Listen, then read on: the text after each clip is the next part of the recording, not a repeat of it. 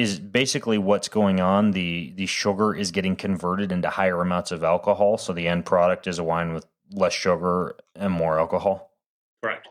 Okay, got it. Now, is that why you do that? Like just to create a wine with more alcohol? You just like to Well, it's not that it's are more, you just a closet drunk? yeah. It's actually not. It's not even more alcohol. It's actually around the standard of what a typical Cabernet or Chardonnay or Sauvignon Blanc is. But we did it with no residual sugar. So many wines that will be out there that will go on the drier side or wanted to look at a lower calorie, they did it by lowering the alcohol content.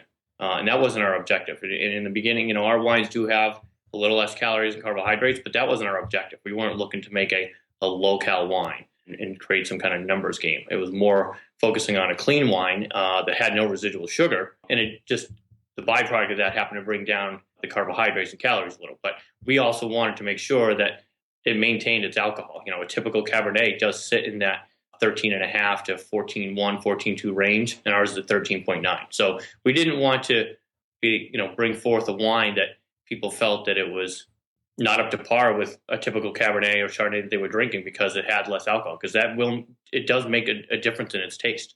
If you've had wine that sits in the 9, 10, 10.5 range, it's a dramatic difference taste than a 13.5. Yeah, absolutely. No, I noticed a big difference. So this is basically a long fermentation. On your website, you say that your wines go through what's called a malolactic secondary fermentation to lower the pH levels and make like a clean, good tasting wine.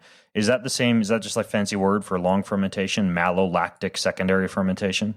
Yeah, and it's just, it's a type of fermentation what's being done, and in that process, it's it's clean, so it's top of the line, so there's no weird things.